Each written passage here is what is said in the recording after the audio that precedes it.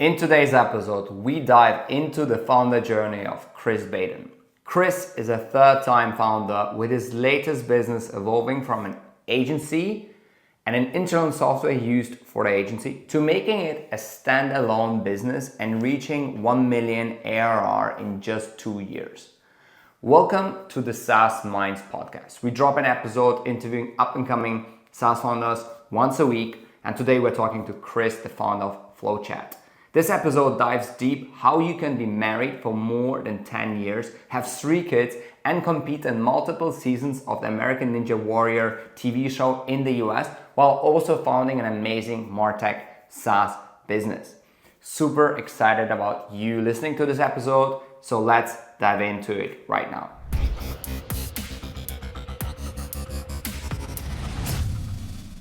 Hey Chris, how's it going? Hey, good to see you, man. Thanks for having me on. Excellent to have you here. Awesome. So why don't you introduce yourself and tell the world who you are and what Flowchat is all about? Well, I'm a husband, a father, co-founder, CEO of this recent project, Flowchat.com. It's a sales tool, helps agency owners primarily find and convert new clients. So it's very much lead gen, organic traffic, leveraging social media via content and direct messaging and running different campaigns just to nurture and convert new clients. But I've been in tech and SaaS for about the last 7 years now. So this is the second project. We built and sold my first one end of 2019, and there's all kinds of stories and ups and downs in between all that. Amazing. So 7 years, which is not too long, but you did manage to do quite a few things in that period. So you had a SaaS business before as well, and an agency, right? Could you maybe talk us through? Was the agency first, and then you moved to the SaaS, and then also why did you pick the MarTech space for for the idea of Flowchat, because it is quite a competitive space, right? The audience, a lot of first-time founders, also a lot of people in the corporate world who want to one day launch their own business as well. So just to understand the logic and the whole evolution you had. Yeah, it's always solving problems. I talked to my 7-year-old, my 6-year-old, my 2 boys. Do have 3 kids total now, but she's much younger. So my 7-6-year-old, they have their own businesses, and it's like, well, how do we get money, Dad? And I'm like, well, you solve problems for other people, and then they give you money for that. And so we've gone through, well, how do we do that? It's like, well, you provide a product or a service. You make someone's life better with a product or with a service. Those are the 2 simplest forms of solving problems for other people. And for me, it's been service. And so it leads off with agency. It's a lot of times solving, honestly, my own problem. And then I don't think it always has to be that. I mean, you could do market research and hey, I think solving this problem is way more lucrative. Let me understand the pain of this problem, and then provide a solution to everyone. Plenty of amazing businesses have been built that way. For me, that's not the case. I'm like, what sucks? This problem, and I just want this to go away. And so you find a little bit more efficient way of doing it. And I'm a non-technical co-founder, so coming across problems and having to solve it this way, I know it really well. I know who we can help and who we aren't going to be the best fit for. And then how do we just start really focused and then grow from there? So that's kind of, that's the short version of how we've approached it. So you mentioned you're non-technical, and I've just been to Atlanta attending the MicroConf conference, and it's kind of like I think we talked about it as like a bootstrap or SaaS community. And what was really surprising was that 50% of the founders there were non-technical, right? And I really didn't expect that. I thought I will be there, it will be like a super geeky dev led a conference, but it was really the contrary, actually. So as a non-technical founder, did you kind of build it first in some sort of no code, or you just hired a contractor and started like playing around and, getting kind of like a first version, and then, getting some, I don't know, like beta customers. Maybe talk us, through the first steps. Yeah, listen, you know what is great tech to leverage when starting out? It's good old fashioned Google Docs. And Canva, I think, just had their like keynote or like big event, and they've got cool docs, and like every ClickUp's got Notion's got everyone's got docs. I think that's a great piece of tech that's free all over the place, and you can make it as pretty as you want it to look, and hyperlink it and all these cool things. All that being said, wireframing and just writing out some words and plans, ideas. When you have a good idea, and you're even maybe more accurately put, when you're solving the right problem, people listen. And it's not just solving the right problem, but it's also learning how to talk through that problem with the words that the market uses. It's their perceived problems, not chatting through like what they don't know yet. And so simply put, in our case, it was lead generation is kind of where we started. We were, our agency was growing, and we're like, like, do we really do another challenge? Do we do paid ads? Do we do a summit? Do we just speak or go on a bunch of podcasts or do all the PPC and SEO? Whatever.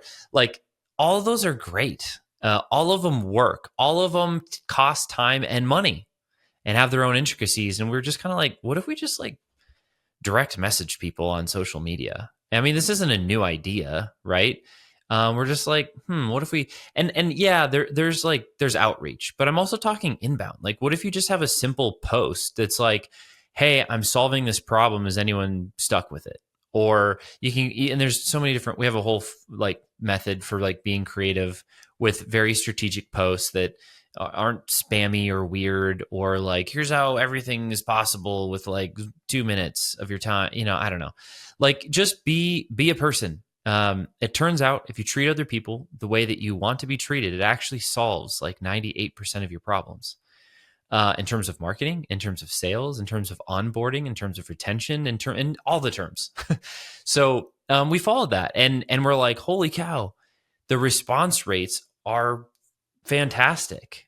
The CAC is really low. The quality is very high. LTV is very high. This is a viable way to acquire. We closed over $100,000 in business in just over a month, and we weren't like getting after it. You know what I mean? Like, we were just kind of doing it. And so I was like, well, we're not going to turn off this channel. So I guess we're going to bring in a spreadsheet and, build some SOPs and, bring on some VAs because the con is it's not like super scalable. Hey, Chris, I want to book 700 calls this month. Like, you don't want to DM people and like do like at scale like that. It's too much because the platforms have their terms of service. You can't, you get into like spamming people, right? It's just not, I wouldn't recommend it. But if you're looking for 30 to 50 hyper qualified, really qualified people to communicate with on a monthly basis per profile, per platform, it's a total viable way to acquire. And it doesn't always have to be outbound. It can be inbound as well. Both work great. So all this being said, you can tell there's a lot of thought around it. This is the problem that we're facing and we're starting to get involved in. And then we're like, okay, this is super manual. And how do we speed this up? Insert tech. And so I looked at like 9 different programs on like just for one of the platforms. And I was like, oh man, here we go. Like, they just solved for a couple tasks. I want a whole workflow. And, anything worth doing is worth doing well. And so we ended up just building what we wanted to use. And then eventually our agency, clients were just like, wait, can I have that? And we're like, the software? And they're like, yeah. And I'm like, yeah, we can figure that out. So we were like a few $100,000 in sales before we even like named it. And I think that's important to mention, just because, look, like, we didn't, here's our name and here's our domain and we're just doing the thing, you know what I mean? And then people start asking for it and we iterate on it ourselves. And that alone, getting feedback. every company that I've built has been bootstrapped. And I'm not saying that that's like the best way to do it. Sometimes money and raising is required. It's not optional. Sometimes it's the way smarter, better idea because of speed. Whoever you're taking money from, whether it's VC, private equity, or customers, you are committed to something. And if you can find the right people on either side, your life will be great. If you're bringing on the wrong customers or bringing on the wrong partners or the wrong capital, you will hate you'll be frustrated. I don't want to say hate your life. That's pretty extreme, but like you might, I don't know. Those are some more thoughts in terms of moving from agency to SaaS and some of the challenges that we faced and how we approached it. Got it. Okay, cool. So you build it initially for your own sake because you saw a problem, and then basically your agency customers wanted to have that tech, and that's how you got the first clients for the SaaS, right? Yeah. And pretty much probably like half of the clients, right? You are now more than $1 million in ARR, right? And you basically had 400K of ARR before you gave it a name. So that's pretty solid. How much time do you spend? Do you still spend any time on the agency, or is it full time now, just the SaaS product? It's full time. Yeah, we transitioned April of 2021. We transitioned, so we're just past the 3 years mark of just being tech only. And you just shut down the agency, or did you sell it, or like just decided? There's kind of like a transition period, and then this is another little thing that worked very well for us that could serve anyone listening watching is testing and expanding your tech with service.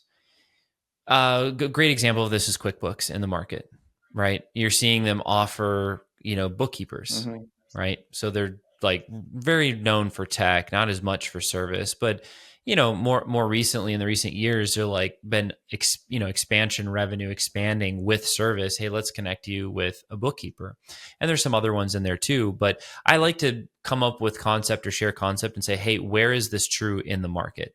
That is where it's true. And so we applied some of that ourselves.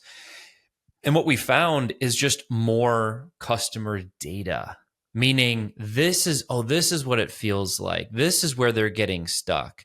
And we didn't hear it through like a exit survey.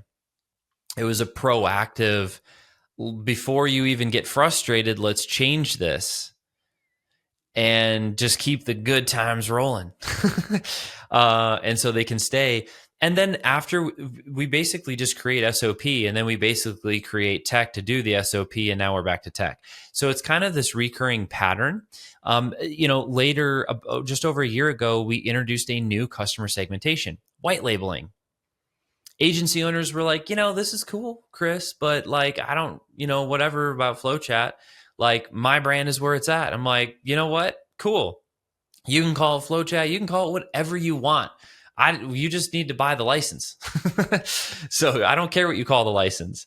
And there's a whole nother story that goes into white labeling and kind of the vision of Flowchat that I can circle back to. But in this part of it, we started white labeling, and this became our most powerful customer segmentation. They pay the most, they stay the longest because they're getting the most results. They're most excited because it's their brand and they're growing their thing. They're more bought in and sticky and connected to it. Now, how did we discover this?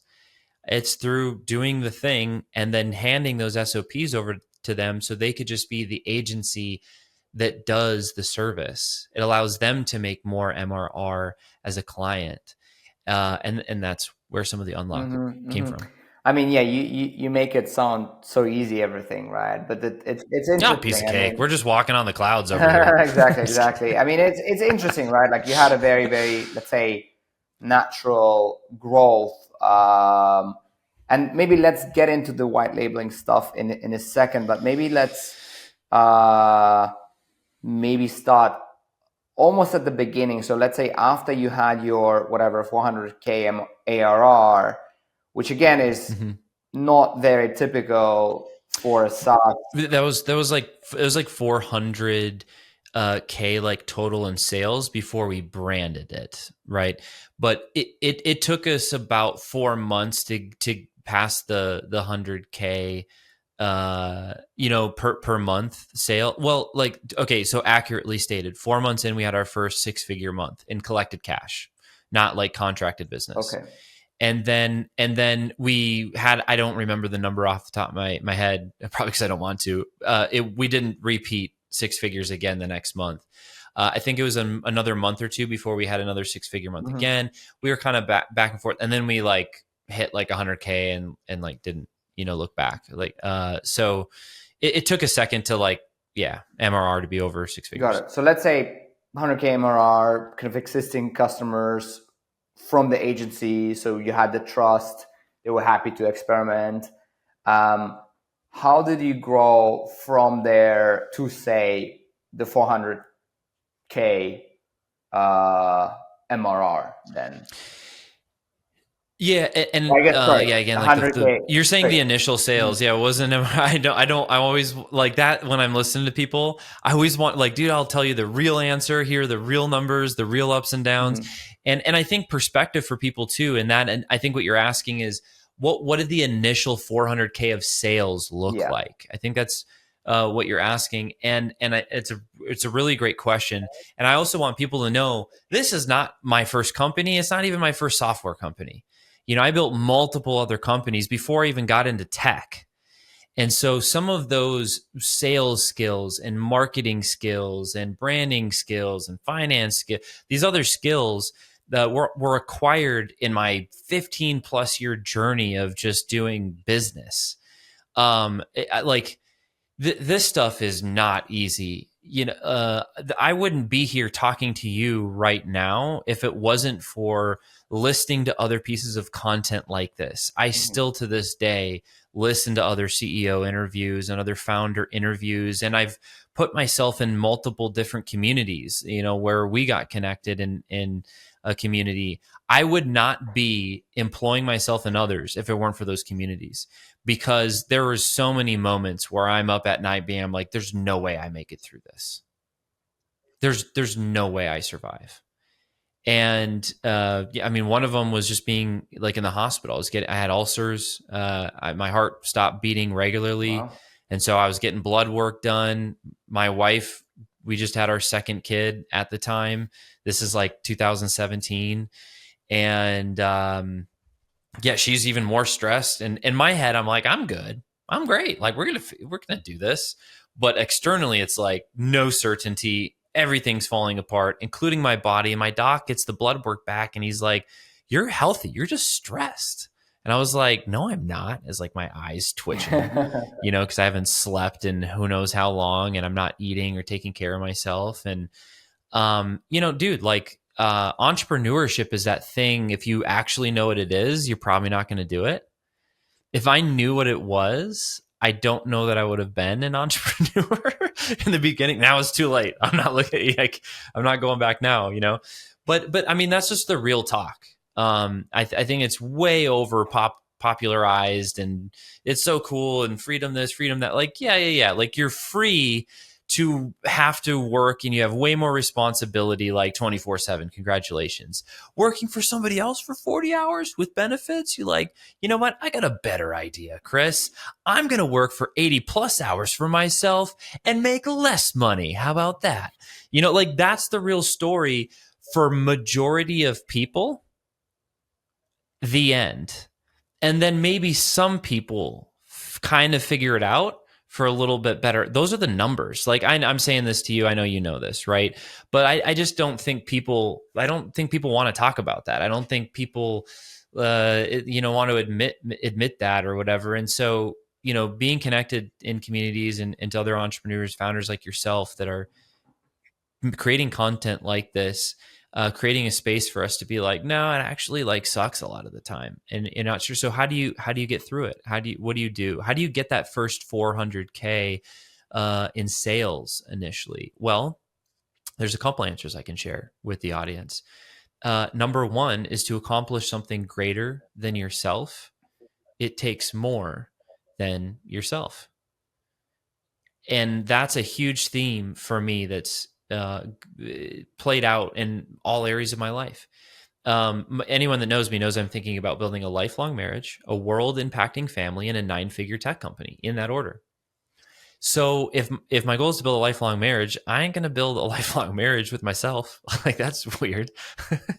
Like, literally, I'm gonna have, my wife, and like, there's so much time, money, effort, emotion, everything, all I got, invested in building a lifelong marriage proactively and reactively. And so, that's a thing, but that's a greater goal than me just, you want to go fast, go alone. You want to go far, go together. Mm-hmm. And I think I maxed out where I could go. Like, I found my breaking points, and I'm like, me by myself, one man band, like, it doesn't really go far enough for me. I have greater vision. I need to step into this leader role that I've been avoiding for over a decade. And so that phrase, I come back to that phrase, like, you build a family of no one. No, but there's more people. To accomplish something greater than yourself, it takes more than yourself. And so in business, all the same is true. So, I get asked about partnership a lot. Because I've always been partnered, and I've always run it like equal partnership. It's never, I'm 51%, I'm the dominant, what I say goes. It's learning, and that's not always the best path. Having equal partnership, that can get really messy too. So, a second phrase I can share in good partnership and in, building together, is a phrase I've told my my best friend, I've told my wife, I've told my business partners, all the people that my lifelong relationships. I say, know that I want to know. And if I don't know, there's nothing I can do about it. And the phrase isn't, too miraculous, but the execution of it is really where the juice is. And so, diving a little deeper into this, it's saying, look, no matter, like, if I say stupid stuff, if crap comes up, I don't care how small it is. Please know that I always want to know. You always have an open door to come in and communicate. And my promise in that is that I'm not going to bite your head off. I'll respond mindfully, respectfully, and please do the same to me. Like, if someone comes in and is like, well, I'm just being honest, they just trash you. You know what I'm saying? They're like, well, I'm just being honest. It's like, well, you're also being a dick. Like, that doesn't help. And so I think respect, communicating respectfully is a great best practice, like, all the time. Like, I'm pissed. Well, be pissed respectfully. I'm, excited and I think my idea is better. Cool. Communicate that respectfully. And creating that type of culture, I think, really helps. So in the first, these are like values, these are principles, but they all bled into being able to bootstrap companies, be profitable from day one, and all the weight isn't on me. I have a developer and a great sales and marketing partner, and we know in the trenches, like, when it's time to stay up late or get things done, like, I've got their back and I know they got mine. Mm-hmm, mm-hmm. Makes sense. I mean, it's amazing. You also mentioned your family and the whole bigger picture. I think there's a lot of that mindset out there that the best founders are like childless, wifeless, or partnerless. People who just grind 24/7, and yeah, people don't understand that having a family and having another person trusting you, and having that other person by your side actually makes you more focused, makes you more stronger, and really gives you that kind of like long-term approach to building a business and generally live life with kind of a long-term mindset.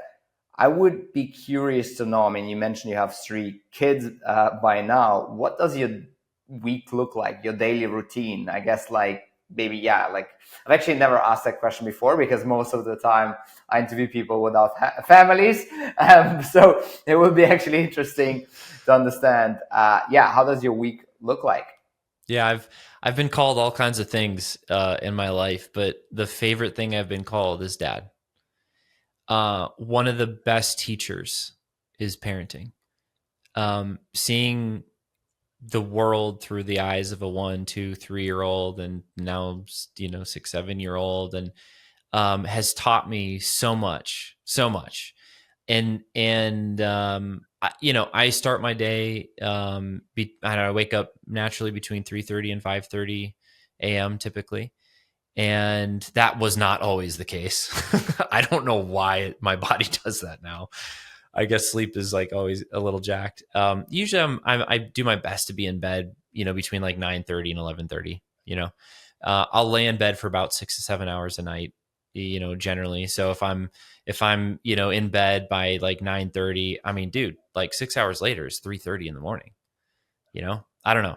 So that's kind of how my body operates. And I've done like the Aura ring and the Whoop band and the like sleep efficiency. Like I had to look at some of that stuff because my body was, telling on me. It's like, hey, can you pay better attention to me? And I was like, sure, because I kind of need to be alive to like do these things. So yeah, man. So like, in terms of when I go to bed, when I wake up, that's generally how it happens. The first thing that I do every morning is I read, I write, meditate and speak. So Christ has been such a huge part of my life. So I'm reading the Bible and processing and getting I'm just writing, reading, speaking, meditating, listening, receiving the mission that I have for that day. That has been it's hard to put into words. I'll spend the rest of my life trying to find the words to articulate the love that I've experienced there. And it didn't come from church. I don't know why it was shown or revealed to me. Again, I have way more questions than answers. It just totally changed my life. And so I listen, like, how can I serve today? What is the mission that I have I have vision, I have goals. This whole project was like downloaded on me, and I saw the first 3 years of it. I'm like, all right, here we go. And I had a lot of resistance to this particular project in the beginning, but there was that, like the energy and the power of surrender will crush discipline 8 days a week. Discipline looks like I'm going to get up at 4 a.m. and I'm going to cold shower, plunge, and I'm going to freaking do 1,000 burpees. And cool, 2 weeks in, discipline, man, let's do this thing. 2 years in, maybe, not 10 years, not 40 years. Surrender is a power and an energy that lasts for eternity. And it just kind of, anyway, so I do my best to start my day. I call it morning fire. It's like where I get all fired up, and I, 3-4 days a week hitting the gym. I'll work for a little bit after that. And then when my kids get up, making breakfast, connecting with them, doing that thing for an hour or so. And then I'll jump into meetings. I'm in some people are like, oh, you live in Vegas? I'm like, nah, dude, I live in Zoom, man, but I reside in Vegas, like just on Zoom all the time.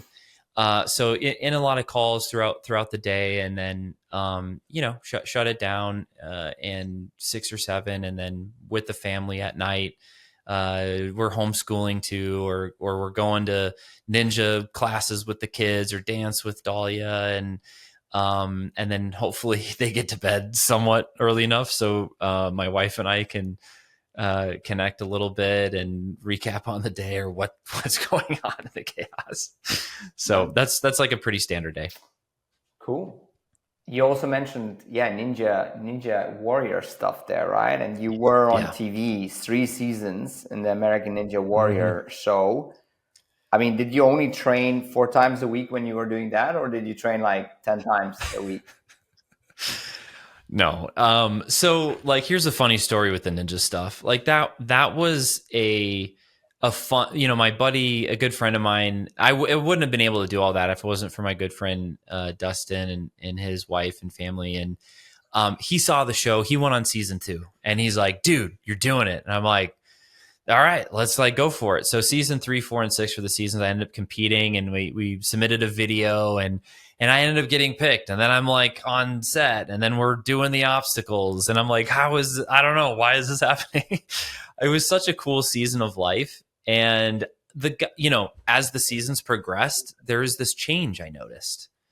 I'm like, I'm working, I'm like married, I'm like building businesses. Dude, I ain't like trying to like compete. I'm just doing this for fun, which is very hard for me because I just wanted to abandon everything and just do everything Ninja Warrior. I'm like, just, keep it fun and keep it in this, part of life. Anyway, everyone around me though, they're like, yeah, I like deliver pizzas like 15, 20 hours a week. And then I just train, man. I'm like, well, you're going to kick my butt. So that's how that's going to go. It's cool, like meeting some of the other ninjas.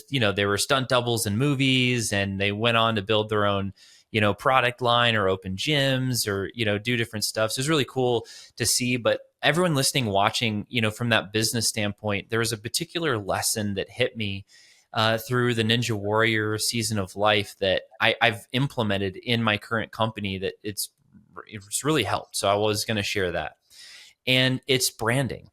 Mm-hmm. It's branding and identity. And what shaped how I view business was simply, does your brand, does your company, does your culture incorporate your ideal customer? How does it impact their identity? Is there room for them to grow and be the best version of themselves within your brand and within your culture? So what do I mean by this? Let's look in the marketplace. American Ninja Warrior. It's not where it started. It started as Ninja Warrior in Japan. Mount Midoriyama, right? The Japanese announcers are still my favorite announcers. Yeah. Oh, like they're just so excitable. They're like, I have no clue what they're saying, but I could. It was Takeshi's Castle, no? Something. What? Say again? It was Takeshi's Castle or something like that, no? Or the original version. Oh, one of the announcers, or No, you're no, saying no, like the the concept, or? Japanese show in Japan. Yeah. Oh, I think it was called like possibly Takeshi's Castle or something, because like back in the days, this is like literally like 20 plus years ago, the obstacles were there to get to the castle of Oh, Takeshi. very cool, very cool. So there, like, I'm not. There's a bunch of different. There's Wipeout. There's like a bunch of different shows. The one you were mentioning is like a long time ago, but I do know like the Ninja Warrior franchise is a distinct one. Maybe the genesis of that like morphed from that or something, or maybe it was a different show. But either way, Ninja Warrior was there, and it's like the policemen and the firefighters and like the regular dudes that are just like showing up to go compete. And so that's where it started. But America has its own identity, and it's American Ninja Warrior. And then as you go deeper, you realize, and now like NBC picked them up. Now it's like a big mainstream thing. We were competing when it was on subsidiary networks, like the G4 network. And then I think season 5 is when it switched to NBC or somewhere in there. And then, and now there's gyms and there's other ninja leagues for kids. And it's this whole ecosystem. It's really cool to like watch it just that whole market grow. So the question is, your customer, right? And Donald Miller in the Story brand articulates being the guide and let your customer be the hero so well, right? But it's the same principle being played out. How does their identity grow within your company and culture? And so I watched the American Ninja Warrior. I watched all the other ninjas. There's like the RV Ninja and the Natty Ninja and the this ninja and then that ninja. And then all of their family and everything and friends wear the same branded t-shirt. And there's all these little sub communities. And I was like, I'm watching community and brand grow right before my eyes. Now, I didn't fully process it then, but as I got further into business down the road, I kept thinking about this. And as we fast forward to today with Flowchat, you don't have to call it Flowchat. Right. It can be, people are, calling it, there's all kinds of different brands and names that they're calling it. But the point is, they have room to build their brand and identity within the vision of this company and this tool. And they're providing a culture for their clients to build their own identity within that community. And so there's a couple layers higher, and it's a greater vision. And that's, part of the vision of Flowchat. Mm-hmm, mm-hmm. Yeah, very cool, very cool. Let's go back for a second to Flowchat and how you grew, especially also through partnering up with other platforms, right? And you mentioned to me last time, because so many coaches use Flowchat, and a lot of the coaches train coaches who in turn train coaches, etc., etc. That's why they then white label Flowchat, right? To make it also easier Yep. for them to sell it under their own branding. But maybe talk us through, how did you get with that other platform? I keep forgetting the name. And how did you start growing with them? How did that happen? Well, from a Flowchat perspective, like we used Flowchat to grow Flowchat. So it was that origin story of let's go on social media. And according to like the Nielsen report, people are logging in on average 12 times a day, spending on average 5 hours plus a day. And as a marketer, an entrepreneur, I'm like, I don't really like social media, but I'm like, the numbers tell me that this is where the attention is. Like, I got to speak this language, and I'll speak at like different events, and other entrepreneurs are like, oh, well, I'm an entrepreneur. I never watch TV, and Netflix, I blew up, and it's like, okay, that's cool. Pull out your phone. What's your screen time? Oh my gosh, it's 6 hours. Oh, it's 4 hours and 37 minutes. Like, I'm not making this stuff up. It's still even the founders, and entrepreneurs that are still, consuming content. And I'm saying in terms of like the majority, right? Yes, you listening, watching, you're the one starfish that like never is on. I don't know, but like the numbers are there. So that's why when people are ignoring email, I love email, I love SMS, I love all the different ways of acquiring it, which is what you're asking. And like do all the things, they all can work, but the open rates, the deliverability, the response rates, the sales and conversion, the low CAC, the high LTV, I was like, pound for pound, this is a really viable competitive way to acquire. Now, doing all that is how we grew. And for us, it's even more important, right? Because when we get on a call, like a demo of Flowchat, and we're showing our systems and our workflows and everything, they're like, wow, this is great. And it's like, but how do I know it's going to work though? And it's like, well, it already did. And that's why you're here. Mm-hmm. And that's the light bulb that switches for them. They're like, oh, you just showed me exactly what I just went through. Yeah. There it is, So, but we did that for congruency, for integrity. If they came on the demo and were like, look at this cool organic thing you can do. Oh, us? No, we're just doing paid ads. Like, we don't do any of this stuff. Like, that would be like the integrity in that is like totally amiss, right? So, from that organic initial lift, we were just finding the right people and treating them the way we wanted to be treated and building relationship in that way. Now, as scale, like, you're alluding to on like some of the partnerships, think about it this way. If you're looking to scale, and I have a great example for this. What company is collaborative that's already growing? It's ahead of you and is just a rocket ship. They're already growing, that you can kind of plug into that community and ecosystem and ride some of that growth. I'll share 2 examples where is this happening in the marketplace? A really famous one that everyone's going to know is Amazon. It's Jeff, right? In the late 90s, he was like, this internet thing I think is like taking off. It's growing the most. The user, rate was just greater than anything. He's like, how do I leverage this growth of this market? And then obviously the bookstore, I can have more inventory than any competitor in this space and leverage the growth of this. Very smart move strategically. For us, and everyone listening, watching can apply this immediately right now. Look at your customer segmentation. Who is staying the longest and paying the most? Okay. And in that customer segmentation, look, you could be as simple as like just emailing them or like jumping on a call or Zoom call with them. What other pieces of tech are they paying for? For us, there was a particular CRM that they were using. Over 80% were using this sole CRM. So guess what we did? We reached out to the co-founders of that other CRM and began the process of building the relationship. And we just went to the first event earlier this month. And our roadmaps don't collide. It's very collaborative. We actually, our best customer segmentation also helps grow their best customer segmentation. And so now we will get distribution and attention to a very niche, curated audience that has a 80% hit rate of being the perfect ideal fit for us. That'll save us in marketing. That'll save us, it'll shorten our sales cycle. It'll tighten up our onboarding. It'll reduce our churn. so it'll increase our retention. And it's the one big domino, and it just attacks all parts of the business, and that's when kind of the next wave of growth Makes comes. sense. Makes sense. So yeah, I was basically trying to figure that out. So you figured out a tool, a SaaS, another SaaS, in this case, a really dominant CRM, which other basically coaches and agencies are using, and then you approach them and started a partnership with them, right?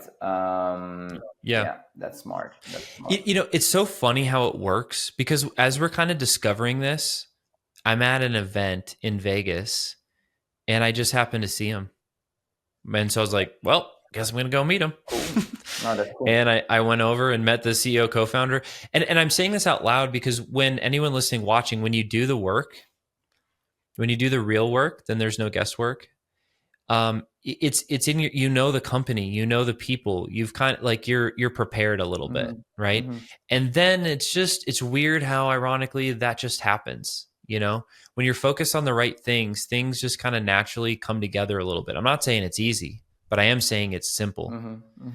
And so I introduced it. It turned out we had a great conversation, and then we found out ways to continue to add value or stay connected. Haven't communicated a ton, but each touch point has been really valuable and in quality. So and then yeah, giving you a bootstrap, how do you go about objectives and planning the next 2-3 years? Do you have a number in your head that I don't know, like you did $1 million ARR, now you want to do 2 million ARR by end of 2024, or how do you think about numbers and goals?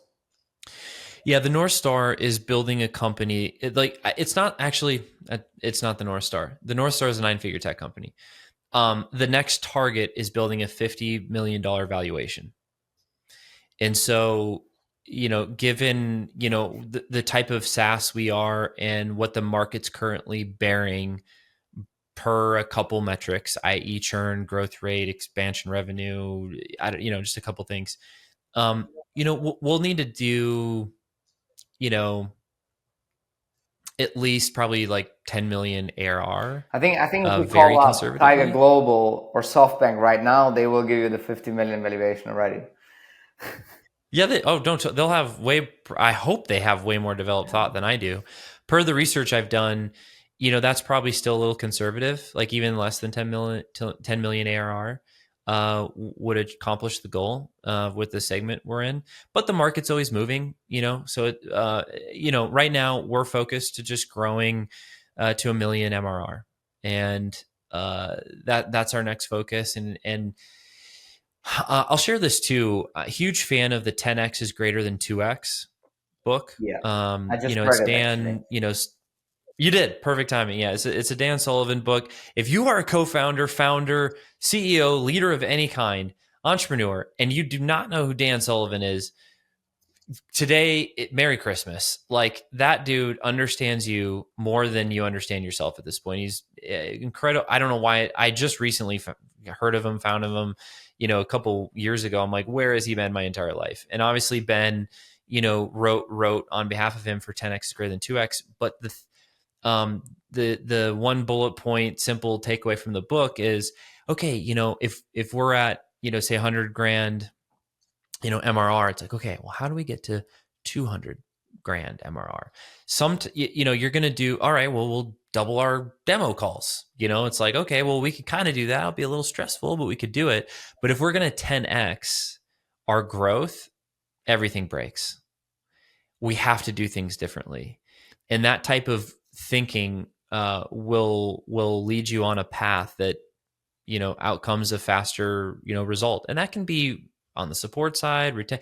Hey, if we wanted to cut, churn down by 1%, but what if we were going to do it by 5%? What would realistically have to happen, for that to, it's just introduces new and better and different thinking. And then you have like a clear path and you can systematically start working on it. Anyway, it's been a really useful book. So yeah, the quote I really like from that book is, if you want to grow 10x, you have to surround yourself with 10x people, right? Well, hey, we can keep talking because you read the book. You're in the club now. Yeah, exactly. Actually, on that note, you mentioned last time that you're part of Dan Martell's community, right? The SAS Mm-hmm. Academy. Could you maybe Yeah. just like in short tell us, what it gave you? And obviously it's quite expensive, but there are multiple SaaS founders I know who are part of this community. I'm not trying to advertise here, but it's just still really interesting, right? Like, I mean, how is his community so different, and why are there so many SaaS founders who are scaling really well, like, a part of his community, I guess? Yeah, I think I was introduced to Dan years ago, not personally, but knew of him kind of thing, right? And then in recent years got to meet him uh personally and in person just a couple times. Um just I'm really impressed with him as a human, how he shows up as a father, husband, leader. The last event, how is he different? He was a guest speaker at his own event. I was like, now everyone is going to respond to that differently, right? Oh, he's not as involved. He's da da da. I'm like, I just feel like that's absolutely further proof that this is the exact person that I should be learning from. Mm-hmm. For him to guest speak at his own event requires that a CEO is in place and a whole team's in place. He shows up, he has no idea what's next or what's going on. He's just going to do ask me anything for an hour. And I'm like, he actually figured it out. Mm-hmm. That's how I took it. He's still passionate, he's still involved. But he's growing, as a leader too. And so I'm Mm-hmm. like, cool. That's who I want to learn from. And I mean, his event itself was like the most detailed, thoughtful event I've ever been to. The room was packed, like 105% capacity, and every single seat had a name, and it was all like plan. I'm really curious how like him and the team did that, Mm-hmm. right? Anytime you were like the whole traffic flow from thing to thing, you can tell they considered How that, many like how many everything SaaS was founders were there? hundreds, probably south of 500, certainly north of 200.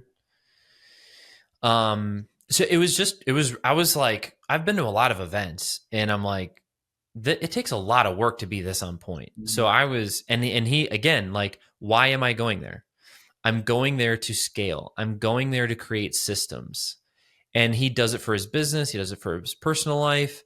I'm like, where I see myself going. Everyone doesn't need this, by the way. Everyone does not need this. You can run an agency. You can run a tech company with like. I was talking to another in our core group.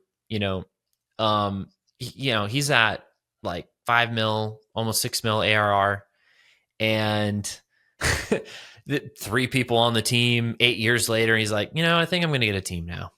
I was like, that's awesome. Congrats, dude. I think that's a way cooler story. Like they're just building this product they love. They're, very product driven, and organic growth. And I was like, and they just like I was going to say suffered for years, but like they were in for that slow grind, you know? Mm-hmm. And I was like, dude, that's cool. Ton of equity and do the thing that way. But that's not what I see for myself. I do see team, and I do see, and I'm not naturally a systems guy. I'm a creative. Look at this. I've got a freaking like rainbow lion behind me. I'm more that creative brain. It takes a second to I focus great for like a year or two, and I want to go off to the next one. Notice I'm 3 years into Flowchat. Is he going to go to the next one? No, I do not want to start over. I'm really stretching myself in this season. I want to lean into system. I want to lean into leadership. I Mm-hmm. want to lean into, growth in these things. So for me, for those reasons, it's a good fit. Makes sense. Makes sense. Awesome. Cool. Look, maybe last question then. What's the best piece of advice you've ever received?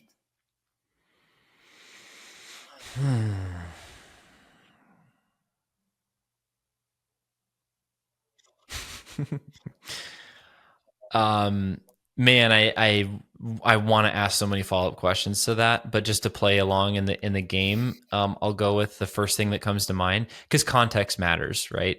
Like, at what part of life? Because sometimes it's great over here, sucks over there. Like, to answer, like, it's completely true to me. It's let me make two comments on this, actually. It's finding out what value is most important to you and just keeping that number one.